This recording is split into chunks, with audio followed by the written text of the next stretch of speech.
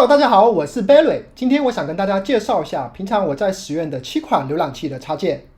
这些插件可以让你更有效率的使用浏览器，主要是以 Chrome， 也就是谷歌浏览器为主。大家知道 Chrome 浏览器在08年的9月2号就发布了第一个版本，而我的谷歌账号差不多是在08年12月份注册的。那时候我差不多就开始使用谷歌浏览器了，虽然还非常难用，那时候的插件生态也没有像现在的这么丰富。经过这跌跌撞撞的15年，谷歌浏览器也占到了浏览器份额的 60%。今天介绍的插件部分也支持其他的浏览器，我会把所有插件的主页放在视频的简介栏里，大家可以自行去查看是否支持你现在所使用的浏览器。当然，视频的最后我也会把所有的浏览器打包放在视频的简介栏里面。如果不方便使用谷歌插件商店的话，大家也可以自行下载进行安装。视频的最后我还会告诉大家一个谷歌的冷知识，大家一定要看到最后哦。我和大家说一下浏览器的大概类型，目前主要分为2个类型。第一个类型的话就是通用型的类型，简单的说，这种插件就可以在任何的网站上去使用它，发挥它的功能。还有第二种的话就是专用型的插件，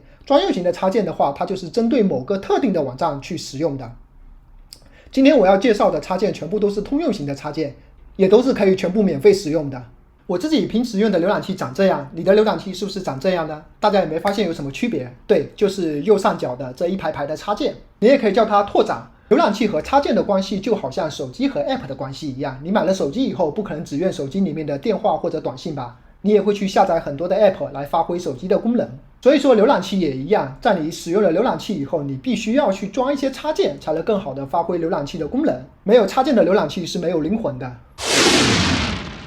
第一款给大家介绍的工具是一款 AI 的总结工具，叫做 Emo。 它可以做什么呢？首先就是它可以对当前的网页、视频，包括 B 站跟油管，还有 PDF 进行快速的一个总结。主要是看一些长文的时候，可以先对内容有一个大概的了解，然后我再确定要不要继续看下去。好处是可以帮你节约时间，也可以带着一个大纲去看正文，更好的理解正文。它也会根据文章列出一些常见的问题，如果这时候你正好有这些疑问的话，可以直接查看答案不过答案一般都比较简单仅做一个参考。我自己的主要场景有2个，一个就是看英文的新闻和专题报告。它的使用方法其实非常简单，大家只要点击右上角的一个插件，它就会自己的进行一个总结。当然你也可以跟它进行一些交流，去问一些跟文章有相关性的问题。这个的话就是视频的总结，我自己的习惯是会在油管看我 follow 的一些科技数码博主的视频，但是我的用法和上面看文章又有不一样，因为有时候我想练一下自己的英文听力，所以一般我都会先完整的看完视频，然后再用它的总结功能对比一下和自己看到的一个东西是不是一致，或者说查缺补漏。当然你也可以先看总结再决定要不要看新闻。你的总结跟文本的总结最大的区别就是视频它会支持这个 timeline， 也就是我们说的时间轴的这个功能，会根据字幕的内容来列出所对应的时间节点。当然这个功能必须建立在这个视频是有字幕的情况下。这里可以在它的总结内，如果对自己不了解的内容也可以进行进一步的探索，比如说你看到某个名词你不懂的话，你可以直接去选择它，接着在上面有个 Insight，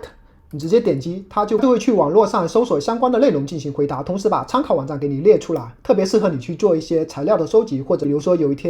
如说你的公司是干服装的，突然有一天你的老板跟你说，小张啊，最近 AIGC 很火，你去看看咱们卖的短裤能不能跟 AIGC 结合一下，这时候你的升职加薪就靠它了。线上用 AI 总结的工具非常多，为什么我会选择它呢？除了它免费以外，还有就是它不打扰用户，它不会设计成一个悬浮窗一直贴在浏览器的旁边，它也不会去破坏网页原有的结构，毕竟有人说过不打扰才是它最后的温柔吧。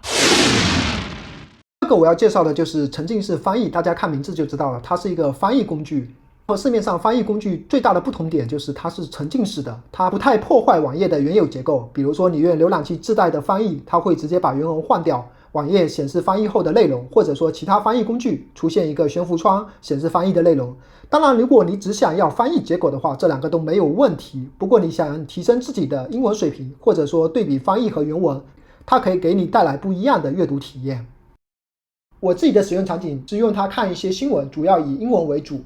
配合上它的模糊翻译效果，哪里不会点哪里。同时它还针对海外的一些主流网站，如彭博社、华尔街日报做了一定的阅读适配和优化，使用起来更 so easy 了。接着我们要介绍的插件叫 Temper Monkey， 这个插件相信很多 UP 主都已经介绍过了，它的主要作用就是你可以使用一些脚本来加强网页的功能。我主要介绍我自己在用的一些脚本，你也可以上脚本商店上去看看你平时看的网站有没有合适的脚本。我们要先在浏览器插件里面找插件，然后接着插件商店里面再去找脚本，这是一个非常经典的俄罗斯套娃。第一个的话就是 Magic User Script， 它的作用非常简单，就是在右下角显示你目前所浏览的网站有没有合适的相对应的优猴脚本，免去你自己去找脚本的麻烦。第二个的话叫做 Open the Fking URL right now， 虽然名字直接了点，可是非常有用。当你有时候去浏览一些网站的文章的时候，文章里面提供了一些外部链接，这时候一般需要点击进去，都会跳到一个警告画面。不管是出于安全的考虑，还是想为了留存用户，这都是一个非常不好的体验。一般都是你需要再点击确认，然后接着最后才跳转到对应的网址。这个脚本的作用，按照作者的说法，是为了把互联网体验变回我们熟悉的样子。为了让超链接能痛快的把用户送到终点，他写了这个脚本。点击链接后无视警告页，直接跳转。第三个就是哔哩哔哩 Evolve， 这是针对 B 站的一款综合增强性的脚本，我更愿意叫它 B 站的瑞士军刀。它能做的事情非常多，不限于删除广告、自定义工具栏、下载视频、简化评论等等，也可以根据自己的需求在脚本里安装激活相对应的模块。可以自定化的程度非常高，如果你平时喜欢看 B 站的话，强烈建议安装。如果你装了第一款插件，其实你可以在你经常浏览的网站上去找一找有没有类似第二款的增强性的插件，比如说知乎、贴吧等等。由于每个人在线冲浪的地点不同，所以我建议大家安装第一款插件后，再去寻找适合自己的脚本。uBlock Origin， 这是一款过滤工具，配合上规则列表，可以过滤大部分网站的广告，包括一些在线视频的片头广告和暂停时候的广告海报。我自己除了默认的规则化，还会在设置里面添加针对中文地区的规则列表。如果碰到一些规则列表外的网页元素，也可以使用它的工具进行临时或者永久性的移除。只需要选择相对应的你不想看到的元素，直接点击就可以完成移除了。需要注意的是，它也有可能有误杀的情况。如果你怕误杀，你可以把自己认为重要的网站加到信任名单里面，它就可以对这个网站暂时关闭过滤功能了。